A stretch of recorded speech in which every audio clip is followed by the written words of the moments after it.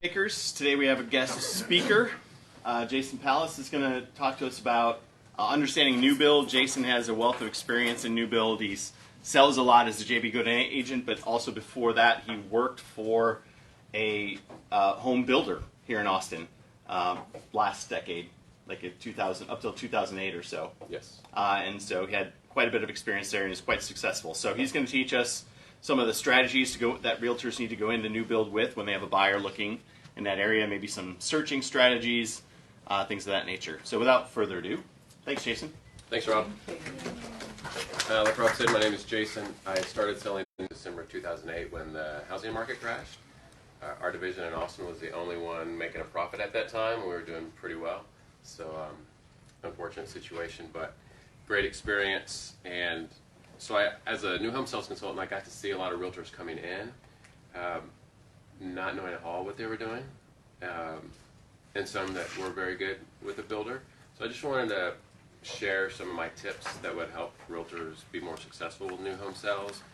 And then, as Rob mentioned in the one of his posts in the email, it's kind of an open forum, so I don't have a whole lot of pre-scheduled stuff to tell you, but I do want to open it up to any kind of questions you have.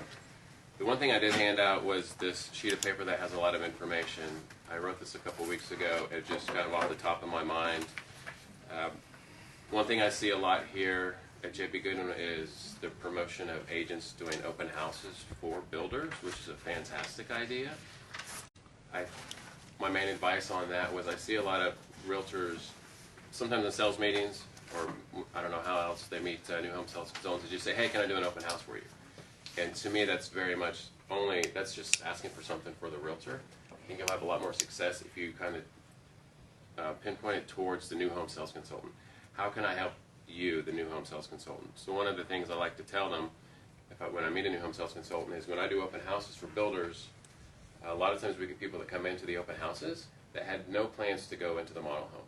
They don't want to talk to a salesperson. They just followed my cheap open house signs, and that's how they came in. And then it's kind of my goal is to take them down to the new home model house to get them with the sales consultant. So if you can present it that way, then the new home sales consultant's going to think, well, this is great. This is for me. This realtor I don't even know is going to be bringing me business, and you have a much better shot. So just one tip on there. Any questions about that part so far? Are you having success with open houses with builders?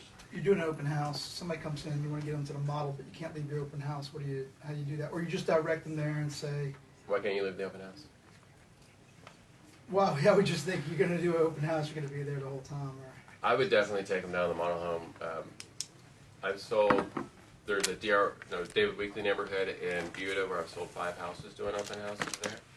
And so when people come in, you do your normal thing that you would do in a retail open house, get to know them, but definitely build some rapport first. My dad, he's 78, he's been selling cars for over 40-something years. Probably sold more cars in Texas than anybody, and his biggest thing is building rapport. Finding that thing that you can relate to somebody with, become friends with them, they trust you. I would recommend to do that first, and then obviously you can go to their needs and wants, what they're looking for.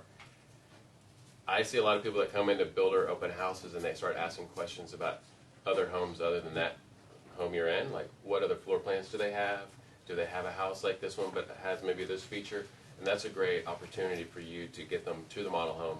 And so, well, you know what, Sally and Bob at the model home, they're great people, they're very easy going, they have all that information. We can get you all the floor plans, let's go down there and then just hand them off. I'll call the new home sales consultant on the way, we're in different cars, and I'll tell them I'm bringing down this couple, this is their situation, where they're living, what they're looking for, and then I'll walk in with them, I'll introduce them to the sales consultant, and then I'll just basically drop them off and go back to the model home.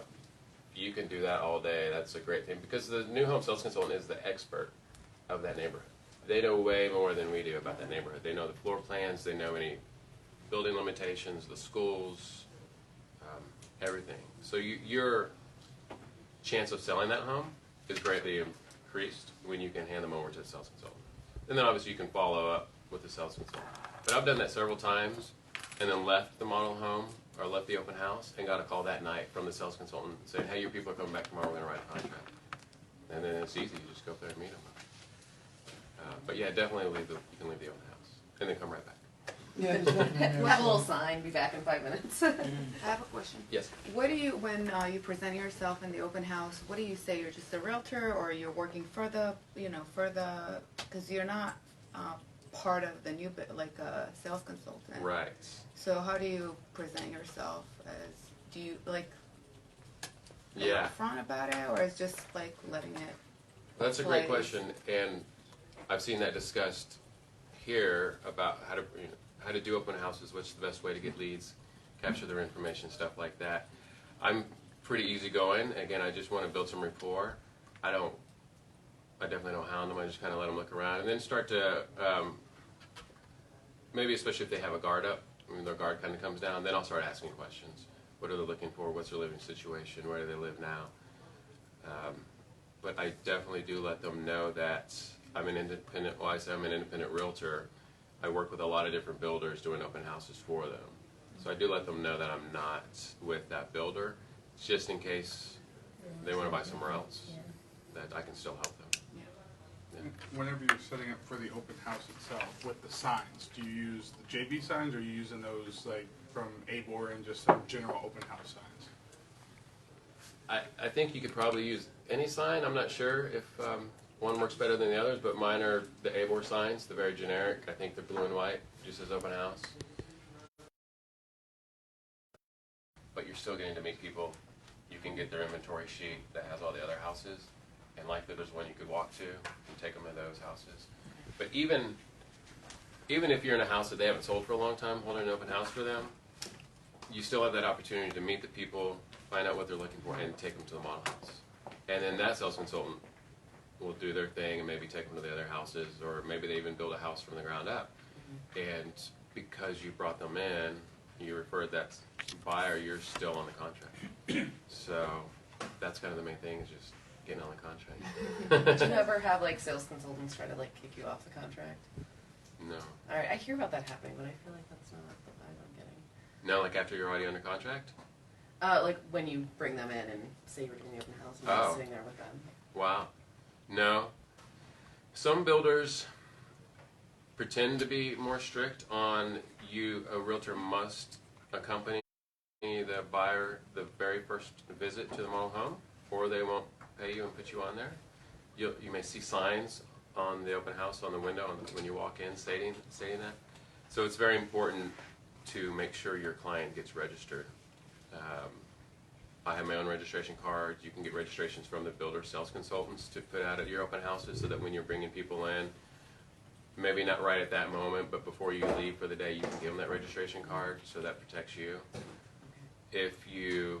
I have a couple buyers looking now for new homes. I will call the sales consultants of the model homes where I know my clients are interested, and just say, these are the names of my clients. I want to register them in case they come in. So if you have one time where you're helping people and you don't get put on the deal, it'll teach you Yeah, right? to make sure to get them registered. Yeah, because you don't know. Some sales consultants are very realtor friendly, and you may have people that have gone there a few times, and then you call them and say, these are my people, and they'll still put you on the contract. But some may be really strict about it. So someone comes to your open house, and then you bring them to the office, that's automatically your sale? You're automatically their realtor, pretty much? I don't want to say automatically, because there could be something.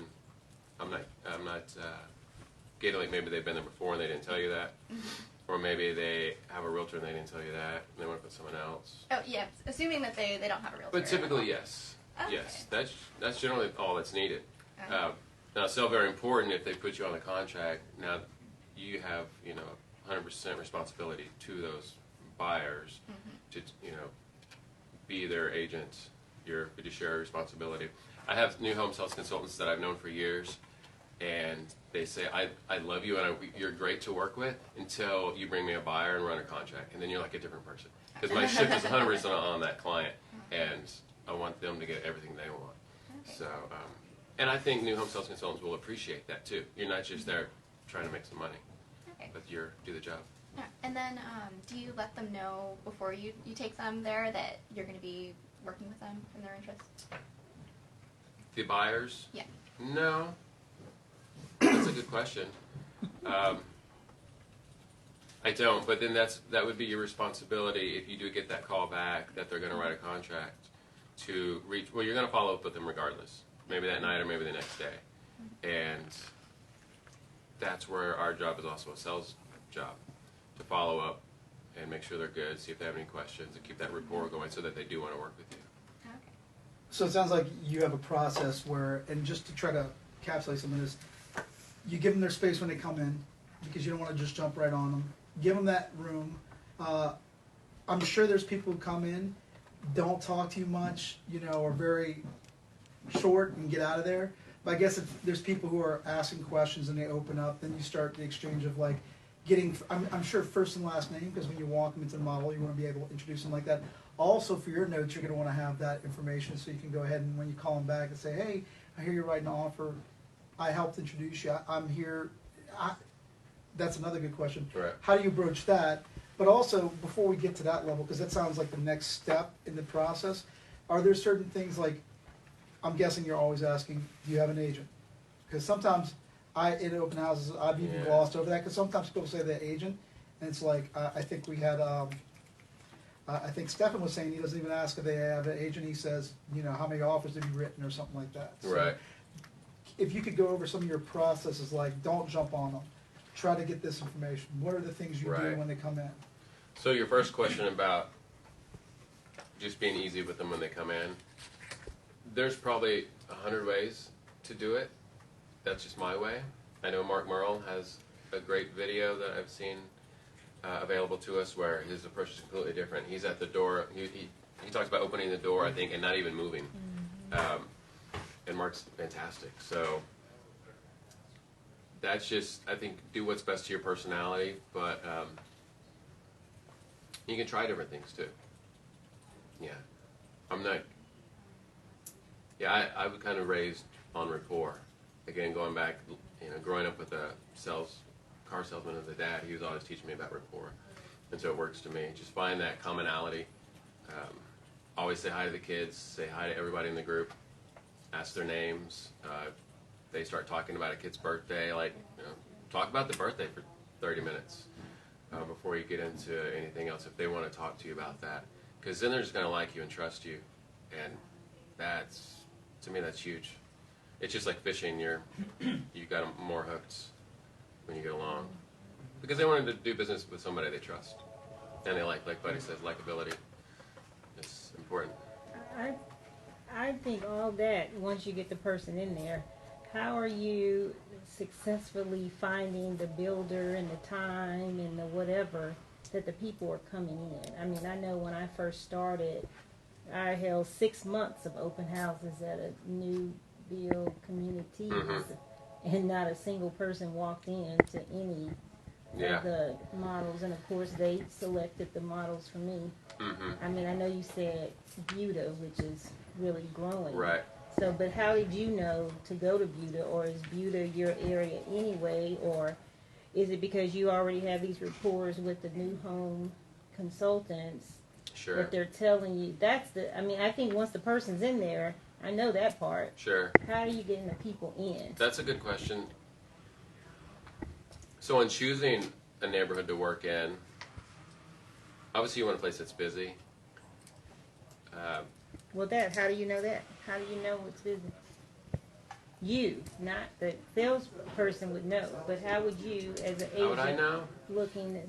I guess just because, not to be too blunt, but because we're professional real estate agents and we should kind of know what areas are growing or busy or doing a lot of business. Well, anywhere that's Especially certain building price new points. homes are going to be busy. That's why they're building the new homes there. Yeah. But out of those, then how do you know which one? Do you use MLS data, like how many sales in a given neighborhood? Or? Yeah. No, well, maybe not every model home or every new home community is the best place. Again, I kind of put it back to fishing. If you're not catching anything in that place, then maybe try another spot. Try a different builder, try a different location. The way I got these with David Weekland and Buda is I actually did sell one home there first to some buyers I had, and they were looking at resale. They didn't like anything they were seeing. I knew David Weekland was a good builder, it wasn't that far out of their budget we talked about, so I took them over there. They fell in love with it and they liked it. That sales consultant and I got along really well. So at the end of the deal, I asked her if I could, can I help you sell more houses by doing open houses? And I have a leg up because I sold new homes, but you guys can do this the same way. So I had I built that relationship with the new home sales consultant first, and then she was happy for me to do open houses. And then I would go back and do the same ones at that same community. I like if you're getting the traffic, stay at that spot, because then it's easier to become a neighborhood expert. Then maybe you've met some neighbors. People come in and you go, oh yeah, I know some people that just moved here from out of state too. They love it here. So it just, again, it builds that rapport. It makes it easier on you. Yeah. Yeah, that's what I was looking for. Yeah. Yeah. You also said price point, right? Did you go by price point of neighborhoods? Yeah, and I'm probably selling myself short on this, but I like this neighborhood in Buda because it's a quality builder, and they were selling in the twos, and it was basically like the first exit south of Austin. So a lot of people from South Austin came in there, so I thought the location was great. It was affordable, and it's a good quality builder, so it just seemed like a good mix. Yeah. Are there builders you like to work with better than others? Yes. Make the process easier? Yeah. It's like maybe not on camera. Yeah. Yeah. Well, I know. I was expecting that people ask what builders do you hate or like. There's been builders that I had negative views of that had even bad images from when I sold new homes, and I've had clients that wanted to buy there and build there, and I even recommended, hey, I think this could be a better home for you, and they still went with that builder, which we do what's best for them, and then make sure that's a good transaction. And those folks have loved it. So it kind of proved me wrong. So I try not to bash any builder. Well, I could bash one. But yeah, there's definitely some good ones out there. Yeah, we're just seeing if some were easier during the process to work with. Yeah, I love David Weekley. I think as far as production builders go, they spend a long time qualifying their hires. It could take you 6 months to get on there. Actually, had 4 interviews with them over several months and still was waiting for an answer. When a buyer sells a house and they do the walkthrough, the construction manager's there who also had great training. The warranty manager comes in who also seems to have great training, and they're all just very friendly. They're very focused on the customer being happy. So I love that. I think I like Highland Homes. There's a lot of good builders out there. I think the main thing for me, there's some builders, they don't seem like they care at all about their customer. If there's an issue arises during construction process and you take it to them and they don't really seem to care, I'm not too likely to try to take people back. Yeah, because these clients hopefully will be your clients for a long time. Someday they may sell that house or refer you to someone else. Yeah. What kind of problem can happen during construction that could lead to? Yeah, we could go all day. Yeah. It's and that's a good point too. So if you have someone that's building, or maybe they buy an inventory home that's not 100% complete, maybe it's just framed, so there's still some time to go. Totally prep them that anything can go bad. Because buyers, they often go to the house over and over, take a look at it. You may go take a look and there's a broken window, or there's a huge hole in the wall, or there's a bad pile of lumber on the ground. There's always going to be something. Just let them know that these kind of things happen. It's not built on a factory line by machines. It's all handmade, and it's about the final product. Right. So, I mean, a lot of things can happen. I had people move into a new house when I was a sales consultant for a builder. They'd been there for a month or so. Family, several kids, very nice people, and all of a sudden there was a horrible smell, and so the warranty manager had to come over and ended up cutting a huge wall that TV would fit into the daughter's in her bedroom. It was like painted with unicorns and clouds, and they pulled out like 4 dead cats that had just got stuck in the house during the building process. Okay. At some point, they got walked in.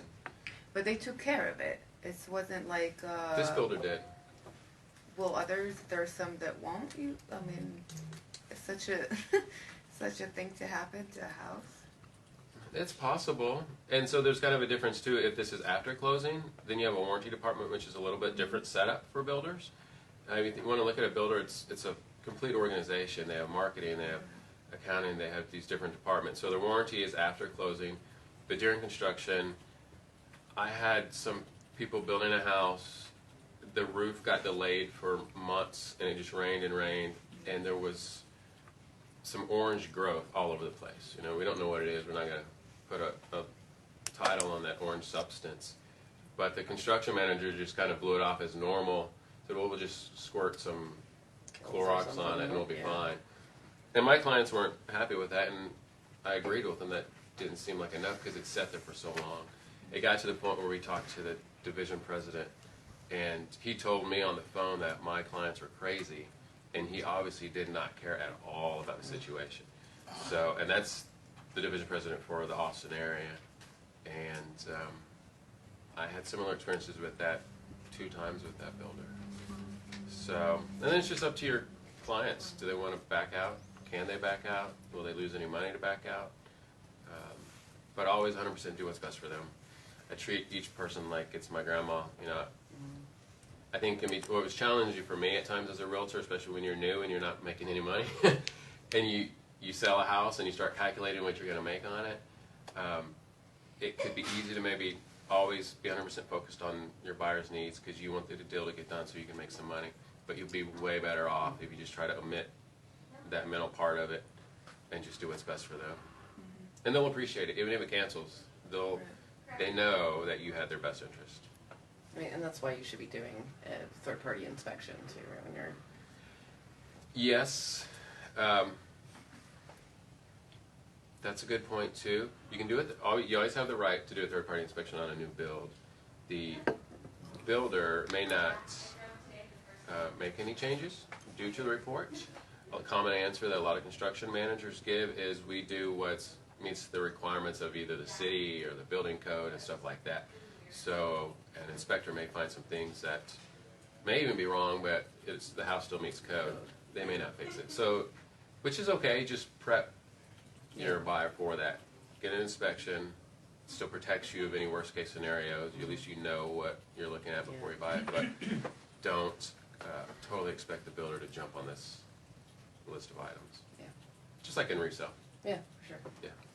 So let me just see if I understand correctly. With the third-party inspector, you're not talking about the builder's final walkthrough, an inspector that does that, right? You're talking about hiring somebody from that's not related to the builder.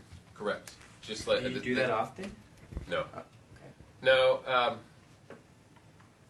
Again, I don't know if that's right or wrong. Well, I guess the question is, do you suggest that often to your clients? So one, it should come up when you're signing the paperwork. There should be a spot in the builder's contract that states the buyer is allowed to have a third-party contract. I also tell my people, you have the right to have your own independent inspection before you close. And then I also tell them, this is part from my new home days, because I used to kind of dissuade people from getting a third-party inspection as the builder side. And I would tell them, we have inspections. The city comes by and does a ton of inspections. We have our own independent inspector. That house really is inspected a lot. So I let them know that part too. So that's true. Here's all the stuff that's going to happen, and you have the right to do one. It's completely up to you. And then I just let them decide. But I even, one of the David Weekly homes, I think I did recommend an inspection because there was a minor thing. And the buyer, who wasn't a retired engineer, had already owned a David Weekly home. And he said, this is a David Weekly home.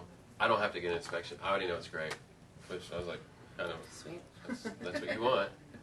But, Yeah, I mean, and I agree. The reason I had asked is because I mean they usually have a year or 2 years on new builds, right, with the warranty.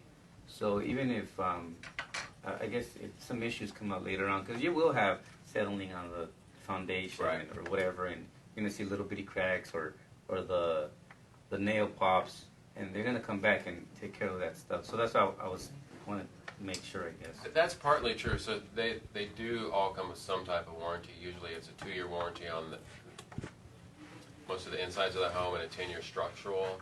Your appliances are usually a warranty through the appliance maker. some builders, which I think is really great, they'll talk about those normal settlement cracks, nail pops, and they will come out like at month 11 after they moved in and touch those up for free. Not every builder will do that. Some builders will say we don't cover nail pops and settlement cracks because it's normal. So it's a kind of another good point. If you have somebody looking at new homes, just let them know every builder is different in how they operate, how they work. Like I said, some may fix those things, some may not address it at all. I usually tell my clients that I recommend them doing an inspection on the 11th month before their Right. warranty. I think that's a great idea. That's what I tell mine. That's where you could use your money. Yes. That's kind of my advice. That's a but great of idea. course, I tell them they can do what they want. Yeah, so when she says month 11, that's off the basis that 12 months. warranties are ending at 1 year. So you get that inspection, you have a list, and then you can submit it to warranty while it's still under warranty. Got two quick comments on that. I just recently found out from some builders we know, the state of Texas used to require all builders have a warranty, like a 10-2-1 warranty. It's no longer required. You have to get it in writing from the builders. It's been like 2 or 3 years. Builders no longer have to give a warranty. So if you want to get whatever warranty kind of in writing, and this was a custom builder who told me this, but I think it applies across the board. And most production builders, I think, have that in the paperwork, but it's good to check. The other thing is, I recently had an inspector do this inspection, and one of his things was, I always believed in the 11th month after you're in. And he's like, no, it's better to get it done before purchase because it's much harder to get these guys to come out and fix things after you've moved in. Their response time's a lot worse. So he's like, if you can, get them to do everything because once you move in, you know, some warranty departments are really prompt and they'll do it, and some are horrible. So Yeah. he's like, to cover yourself, do that inspection before they move in, and hopefully, like you said, 11th month nail pops, settlement cracks, and all that, which is normal because all these stick-built buildings, the 2x4s are waterlogged, not waterlogged to speak, but you know it's just normal cutting, and everything dries out over time. So being in an air-conditioned home, the HVAC pulls humidity out, so these things they shrink a little bit, they settle, so that's why cracks happen. So that's typical, but it's nice. Our builder had 11th month main thing where they came out and they fixed all our cracks. So Yeah. I'm going through this now, so I'm finding a lot of this out. Well, that's a good point about having it before completion because typically builders will say they don't want to have any finished items before closing.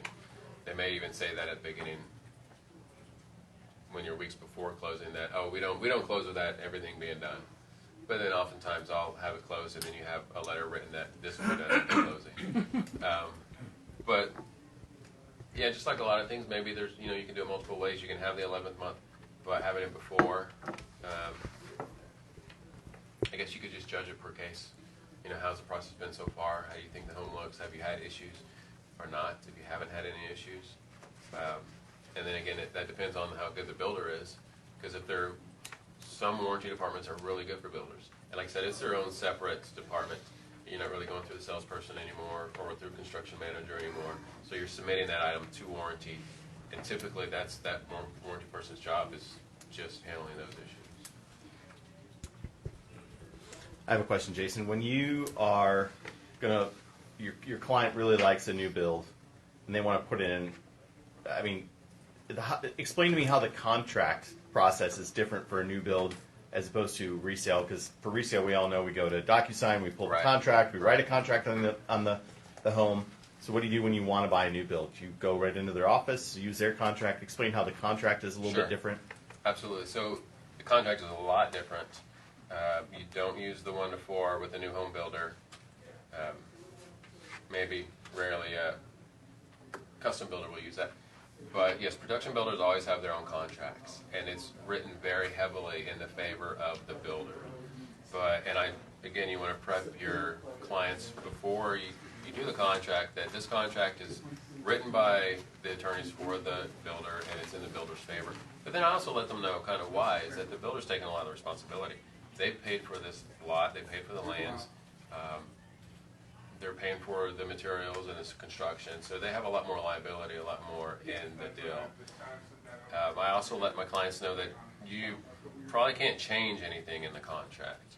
I mean, you have your normal terms, price when you're going to close, whatever you've negotiated, you have those terms that you can change, but whatever's written in the contract, it's basically how it is. Zach? What about negotiating? See here that there's like upgrades and stuff and like Yeah. closing costs. I did write a couple things about negotiating, and really it's just more of an understanding of how the builders work. So every builder has a different business model. Like D.L. Horton, maybe not in every neighborhood, but mainly build inventory homes.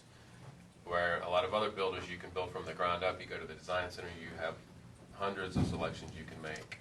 So in that case, if you're going to be building from the ground up, most builders do not negotiate on their base price. And the reason they don't negotiate on the base price is because they have all their margins factored into selling at that price. So if you don't know that, and the base price is $300 even, and you keep going in there, I want this house base price of $275, you might just run into a wall.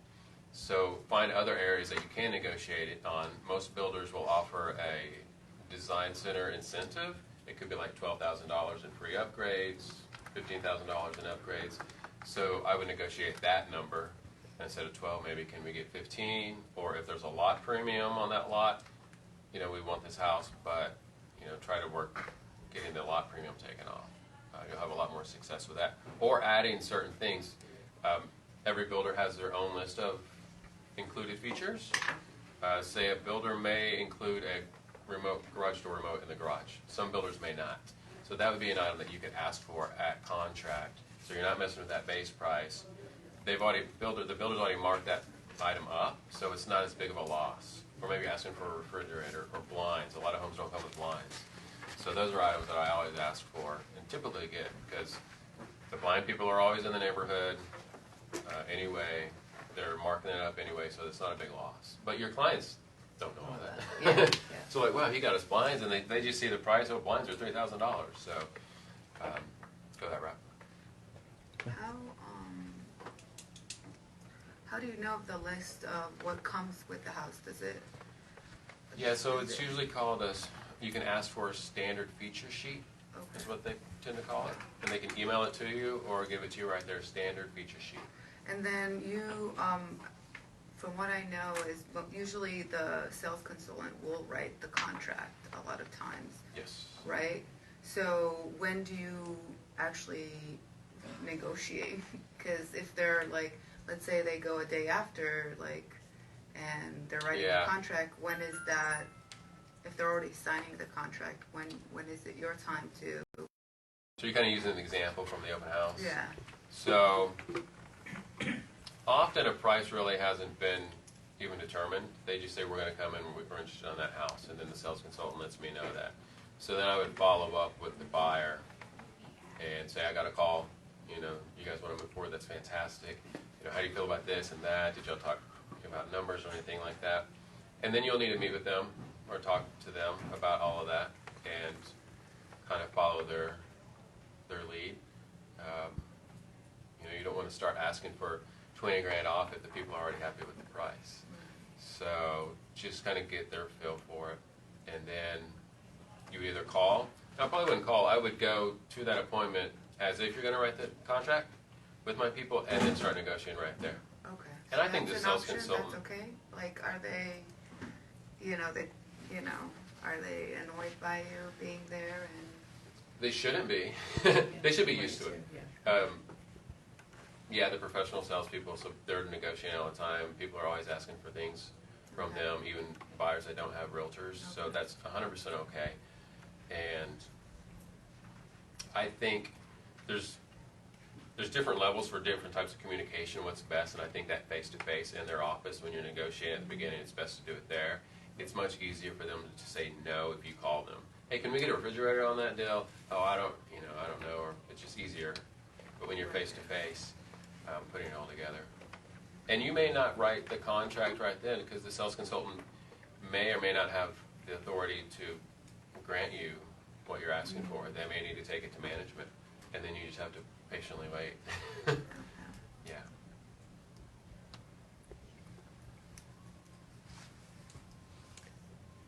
What about how do you search for new build? It seems like there's 7 different ways to search for new build homes. Your client's looking for something in particular. They don't really Yes. care what the builder is, or even maybe the neighborhood. Maybe they're just looking in the north central Austin. There's 17 builders up there. Right. That's a good question, and I don't know that what I'm doing is the optimal way to do it. I know Marcy Lowry, she mentioned a way that she searches that seemed beneficial. And so when you log into MLS, there's a couple tabs there, new home builder, new home source. You can search there. Does everybody know what the PRED is? I don't think we have one right I now. have one right here. No. No. They're usually... They're right there on the mailbox, under the mailboxes. New homes now ready. Yeah. Thank you, Simon. Yeah, I would definitely get a PRED. PRED is where all the builders put their inventory and their incentives and specials for realtors. You can see right here on the top, 5% commission. So it's a good way to search because maybe some of these are not into MLS or the other new home websites. But each builder will have all their neighborhoods. It's nice when there's a map so you can see.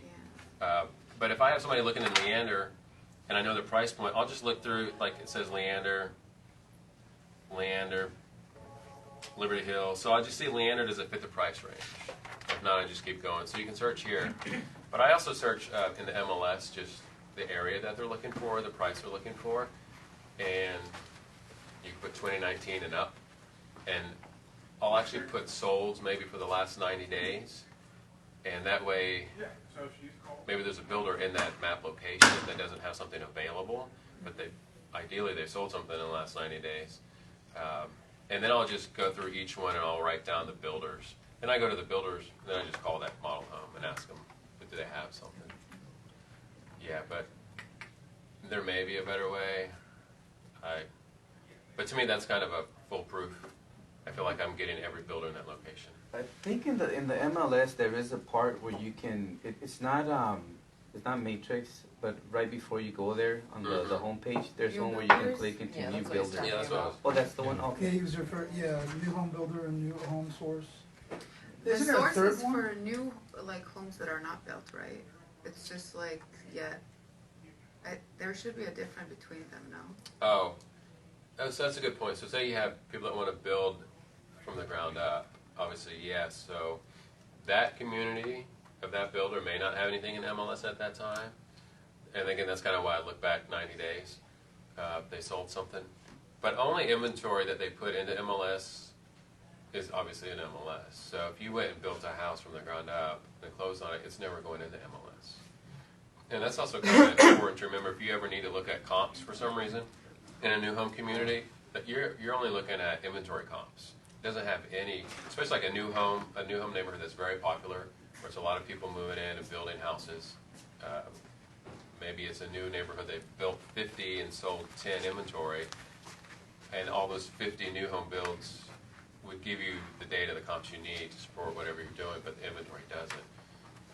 You can maybe get that information from the new home sales consultant, but again, it's just a good understanding to have. That's if you're looking for data, that stuff's not in there. I don't know if that answered your question. How do you find neighborhoods? No, there's 2 little tabs when you enter the MLS. One that says new builds, and then the other one new source, something with a source. Yeah. So I've noticed when you go to the source tab, most of the homes that are available there are not ready. They're they're future constructions. Gotcha. I'm not sure if that's true. I just wasn't. That's what I've noticed. Yeah, I don't know. I've used those 2 They're just tabs a 2 couple different- times, but and it could be out there, but I don't know of one source of all these options we're talking about that encompasses everything that you need to find the builders. So it's just different. I could find more information on one. Yeah, and sometimes it depends what, maybe a builder doesn't participate in something, so they're not in New Home Source. Yeah. But yeah, I like to check the MLS first and look at the past 90 days and the PRED, just a little bit of everything, really. But and that kind of what makes it easier is if we've done the job right as far as really narrowing down what they want. Because it shouldn't be a huge area. It shouldn't be like, oh, I could live in Pflugerville, Kyle, Leander, or Round Rock, or Cedar Park. Could be a new home, could not be a new home. I don't want to start looking for a house yet. It's just too much. Ask them why they want to live in these places. Where are they going to be working? Where are they going to be traveling? What's, are schools important? If they have children, stuff like that. So if you really narrowed it down, and with the price point, it should be easy to find the builders there. What do you find is more useful? You said, I guess in that order, MLS spread, and then the new. And hey, I want to ask you, revisiting on the negotiation part of it, I guess every time we're in that seat, we should just ask and just, you know, is there any tips on that, since you've probably been on both sides of it? And Yeah, I would always ask for something as far as the negotiating, even if, well, yeah, even if your folks are really happy with the situation already, they would take the deal as is. If you know there's something not in it that they could use, like blinds, then I would ask for blinds, because it's just going to endear you more to your clients. Like, oh wow, I got free blinds. Or when they're talking about their home to someone else, you know, how well you did and you got them free blinds. So definitely ask. Worst case, they're just going to say no. other things I'm guessing are sod. You said upgrades, like maybe lower or get rid of the lot premium. Try to get the design center incentive. But I've heard sod is one. Is gutters another one, or I don't think. I'm not sure. Well, any of those could be. It would just go back to what are the standard features in that neighborhood, what's included, what's not included. Obviously, you went after something if it's already included. But I would look at that included feature sheet first, or you're just going to know by being there with the new home sales consultant, because they'll talk about what it comes with, what it doesn't come with, and you'll see that in the other homes. But yeah, absolutely always ask for something. And then, so builders also have their own preferred lender, which seems like 90% of the time my clients will go with. There's usually a financial benefit to your buyer to go with the preferred lender. Usually they're also competitive on rates as well. It's not like they're paying a higher mortgage payment or premiums to get that incentive. Usually it's very competitive. And so that's another thing, kind of prep your people for. I have buyers now, they send me a pre-approval letter from their lender, but they only want new. So I said, this letter's great. Just explain to them that builders have their preferred lender. There's a financial incentive to you to use them, but you can choose whoever you want to use. And just let them choose.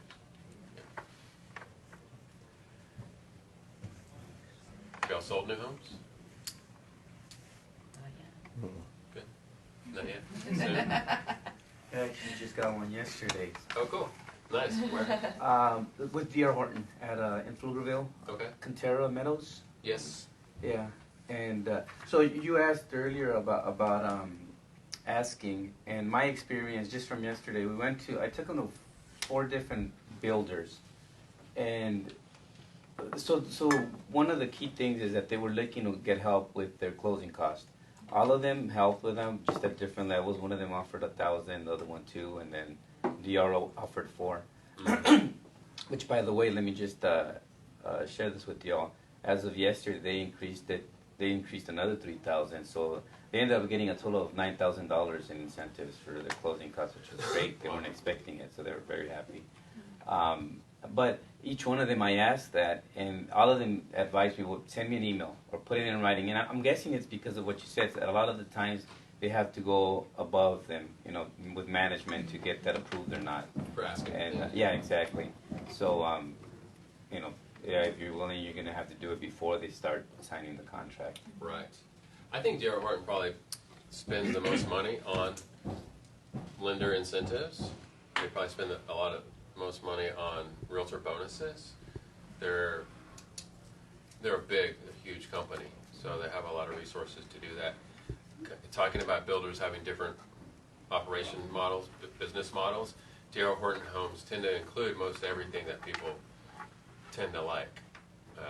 It's going to have blinds, sod, sprinkler system, maybe ceiling fans, granite.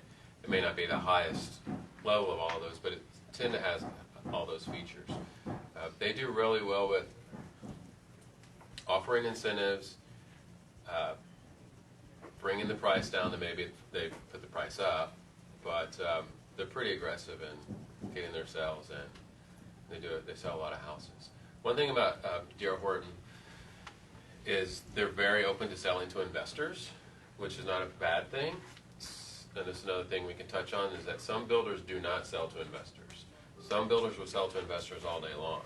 Some builders have a cap on investor sales. It may be 10% of a neighborhood. In my experience, I worked in a neighborhood for the builder I worked for in 2004, and we sold a lot of investor homes. And that neighborhood looked like crap for years and years after that. Because then the market crashed, there were foreclosures, it was all rentals, and for the people that did buy to live there, they didn't really like it that much. So I think it's also important for your client's benefit is to consider a new home. How's it going to look in 10 years? How's it going to look in 5 years? How big is it? How many more homes are they going to build? And that's another reason I like that weekly community in Buda, because it was so small. There were no other builders in there. But I have landlord clients who own rental properties in neighborhoods that were starter D.R. Horton neighborhoods, and it's all rentals, and it's just a rental neighborhood now. So if you have somebody that wants to live there for a long time, I might or might not explain that to them. I don't want to scare them. It depends on their situation and if they're very happy. And that's not every D.R. Horton neighborhood. They have some very nice neighborhoods as well, but something to consider. If the price is really low and they're selling to anybody, it's nice at first, but their home may not appreciate as much as other builders. The cookie cutter homes, like I feel like D.R. Horton's like a package deal. Right. Is it harder for resale because there's something that makes your house stand out than anyone else's house because everyone's kind of in the same? Yeah, and again, I don't want to get too far out of my lane, but I used to kind of have a saying that D.R. Horton homes are easy to buy and can be hard to sell. And again, it just depends. If I'm thinking about the D.R. Horton rental homes my clients have, you could sell them, but it's somebody that wants to buy in a rental neighborhood. It's just case by case. Every neighborhood's different. So, and they're a good builder. I don't mean to bash them, but you do have consequences to unlimited investor sales or high investor sales. Yeah, definitely. Do you talk to your clients about how long they're going to be in the home if they're going into a new development? Because, you know, if you want to leave before this development is done being built, now you're competing against new builds in resale. Can you have that conversation with us? I do, and I think that's a fantastic question to ask a client, whether they're buying new or resale. How long do you see yourself living in this home? But very important for a new home, too, to also let them know, well, that's good, you're going to be here, plan on 10 years, because they could be building for 5. And just know that for some reason, if you need to sell this house in the next couple of years, all of the homes the builder has, that's your competition. They can offer discounts on, greater discounts than you can. They can also offer financial incentives, closing costs, and that may, most sellers cannot do that. It puts them in a hole. So if they have a 2-year plan and they're going into a brand new neighborhood, they just need to know it could be tough to sell. Can it still be a positive? I feel like I've done open houses at places that they bought low in the beginning, and then the builder has raised their prices as less lots, the scarcity issue. So maybe they are in a better position to offer like a $10,000 discount compared to what the builder is selling for now. Maybe. It depends on, how high the prices have gone. But I don't want to start off by telling my clients, hey, you should offer a $10,000 discount. No, yeah, you know what I'm saying, though. Sure. Yeah. It is possible. Also, too, I think, this is America, and it's a consumer-based economy and nation, and people just like to buy new, shiny things. So if I'm doing an open house in a new home neighborhood, I've got a brand new, shiny house. It's clean. It's never been lived in. No pets, nothing like that. And then you've got someone who's trying to resell their house. They've only owned it for 2 years, and it's got their furniture and stuff that may not fit everybody's likes. The yard's not as in good a shape. So even if it's priced competitively, most buyers are like, well, why would we buy that one? Let's get the new shiny one. Yeah. And it's got the warranties, and we can use their lender. So there's a lot of disadvantages to that resale seller. I was just saying, I just went through one, we were looking at new homes in the same neighborhood, they had this house. They had a completely purple bedroom, like some kind of aqua in the kitchen, there was peeling paint around the door, the back door was scratched up by dogs, and they walked in, walked out. Yeah. Yeah. And because we've been looking at new houses, it was like no competition. Yeah, and I'm sure people don't plan on that. It happens, and it's still. I would still take that listing all day. Yeah, right? Just again, it's just information and preparing them. Just as in resale, if you're going to sell a house in this neighborhood, all the other homes for sale, that's your competition. People are going to be looking at those. How do we compare condition and price? So they just really have to up their game, and maybe the goal is to break even at that point if they've only owned it for 2 years. Yeah. Yeah. I have one more question. And I think you asked it earlier. I was just thinking, because honestly, the traffic that I saw yesterday, and I don't know if how many were repped or not, but I saw a lot of families walk in those new communities by themselves. And I was thinking, okay, what do I put a lemonade stand right in front of the, Yeah. and here's my card. But it was ridiculous the amount of people that were out there. And I'm thinking, I mean, let's say 50% of them are repped, and then the other 50, they're not, I mean, the amount was, the number was incredible. Right. So my question is, how do you get them to get to you before they get to that sales office? Exactly. Well, If you're home, like, do you put just a ridiculous amount of open house signs, balloons, and because that's the key. I mean, getting them to me before they talk to that sales agent. yeah. But seriously, I was like, okay, what I do? Do I just post up here and say, here's my car, here's my car, here's my car? Yeah, well, I think you just do what you can do, and you probably not, especially if it's a busy place like that, to be ethical and keep up with whatever rules we have to do and not get kicked out of the neighborhood. Yeah. Then you're just gonna have to take the ones you can get, and maybe you lean on your signage, and you know where the model home is, you know where the entrance is, you know where your home is, and maybe even take them a long way. You railed them. And then I'd still just love to get them over there, say follow me over there, and then I'll let you go and get on with your day, and then call them on the way. I'm bringing these people over. But yeah, I've also thought about that too. I've been to open houses, just a resale open house, and I saw like 30 people in an open house recently, and the agent wasn't talking to anybody, and I was like, I just wanted to start talking to everybody, but ethically, I don't think that would have been You want to the right thing to do. offer free lemonade at your open house. Yeah. Yeah. Jason, have you ever had problems getting people to sign registration cards, or? Some people are willing to do it, some people are not. I think it's just part of it. Do you have a spiel that you tell them, or? Not necessarily. So what I have is a red leather bound, it's a pretty nice looking binder with registration cards in it that I bought from the Abor store, maybe $20, $25, and it just looks nice. And it has a little tripod type stand, seller request registration or something like that. And I've had people just walk over and fill it out maybe because it looked nice, they wanted to, where I used to just have a sheet of paper and people don't want to touch that thing. So, and then I just kind of downplay it. Do you mind if I could get your information? I'm not going to send you anything. I probably shouldn't say that because I am. But email or phone number, or if you've asked them a question or they have asked you a question, you need to get back to them. Let me get your email or phone number so I can get back to you on that. The one thing I just made, I should have brought one. It's the size of our mail-outs, they're oversized postcards. Because on this topic, like somebody comes into your open house, they don't know you at all. You may only have a couple of minutes with them.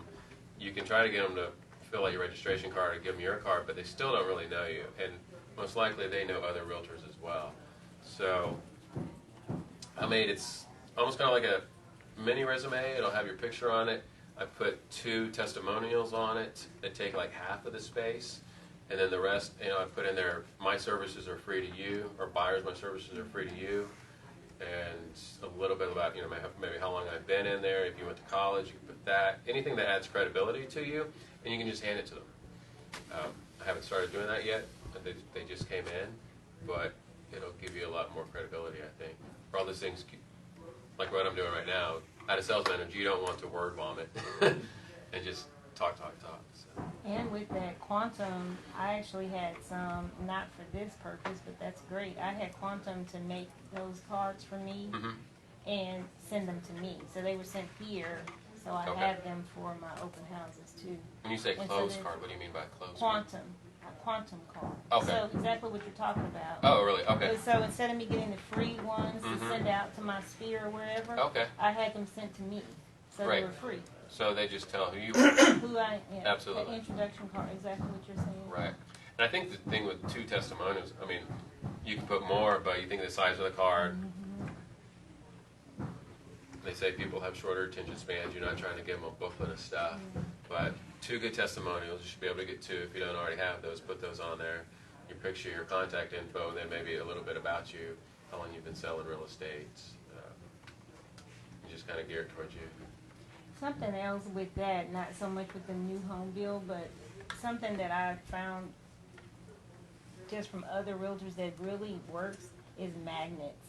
Because no matter how many agents they know, if yours is on their refrigerator, Right. they're going to go to you, or they're going to think about you, or if they get a call, and they go get water, then they're going to, someone's talking about selling a house or buying a house, they're going to think, oh yeah, I got this Right. magnet. Yeah. So even though that's a little costly, Mhm. I've just heard so many great things. And the people, the big calendar people, like the State Right. Farm guy, we're so excited to get that calendar every year. Those people are too. Nice. Mhm. Yeah. Whatever works for you. How do you get paid for new builds usually? That's a good question. So it can vary from builder to builder. Some builders pay on the base price. So your clients may buy a home that's a base price of $300, and they put $60,000 in upgrades. You're not going to get paid on the $360. You get paid on the $300. Some builders pay on the final sales price, and that will be written out in the purchase agreement, so you'll know at the beginning. And when? Usually do you get paid in installments, like part at the contract, part halfway, I think I've seen, and then part at close? I have only gotten paid in full at closing, just like a resale. I have seen some builders maybe offer at foundation, we'll give you half, something like that.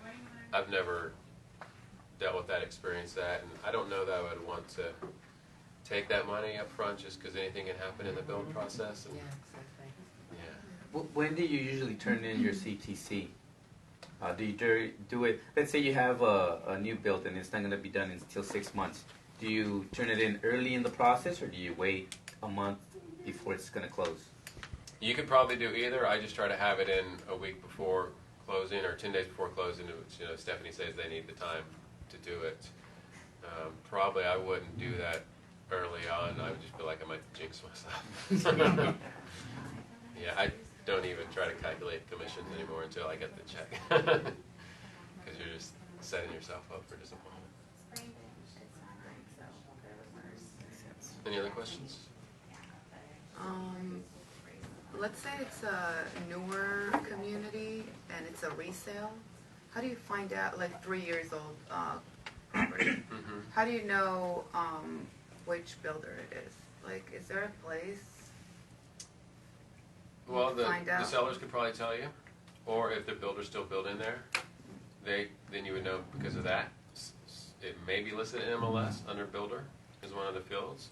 If it's not, if the people don't know, say maybe they bought it a year in from somebody else, you could also go to the tax records and see who the previous seller was, or should have the, Okay. like at the very bottom of the tax records. Right, that should. The deed history. Exactly. Yeah. Okay. And it may not say a builder name that we recognize. It could be like some other parent company, but you could take that, Google it or something, and find it. You could do a search for that neighborhood of any available pending sold, and if it's only 3 years old, somebody I'm sure has the builder name in there. Okay. So just dig.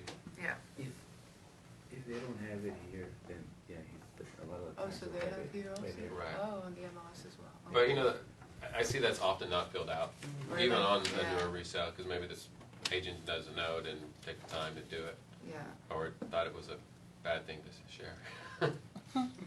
Do you have any ways to go ahead and familiarize yourself with the community as far as like how many pools they have, what's the community center look like, you know, local schools, blah blah blah? Is there a process you go through or something you favor to go ahead and, you know, get up to speed on all the community data? You would just have to do it one at a time, and maybe that's dictated by a buyer need, or if you just wanted to get to know neighborhoods in an area that you liked, you could visit them all. I like the idea of visiting them, and one thing we didn't really touch on is when you're, well, we did a little bit, but when you're doing an open house, I think it's good, and I've done this before, just drive around and maybe pick 7 model homes one day, one Saturday or Sunday, and meet 7 different consultants and see what you think about the neighborhood. How did they react to you? Do you seem like you would work well together? Did you like them? And then maybe go back and visit them, or send them an email, send them a thank you card, and build a relationship with that agent. One, also to get open houses, but then 2, you can start pitching them on if they have somebody that comes in that has a house they need to sell, you can help put the deal together by helping get that home sold, and then guiding that buyer on the new home purchase process. And if they like you, they're going to want you to tie it all together by selling that listing for them too.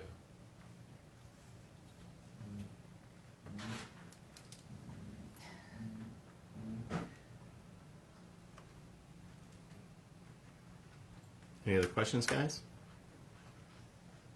No, I think we covered all that.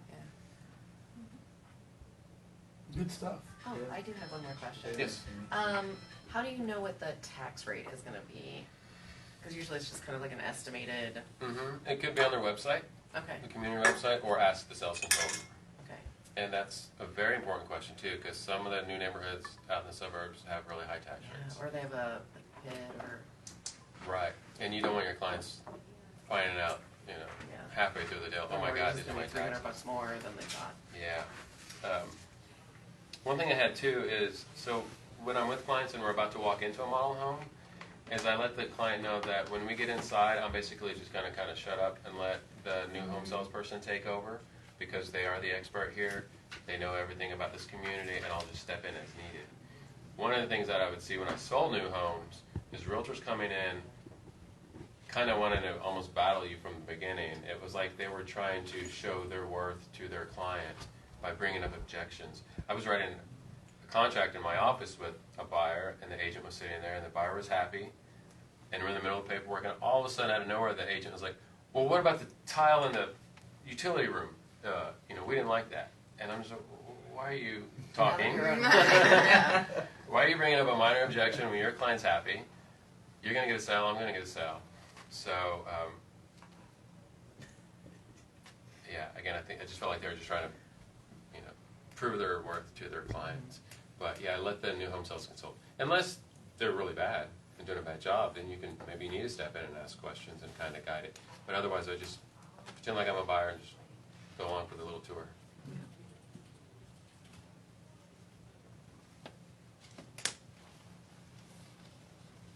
Well, All right. last question.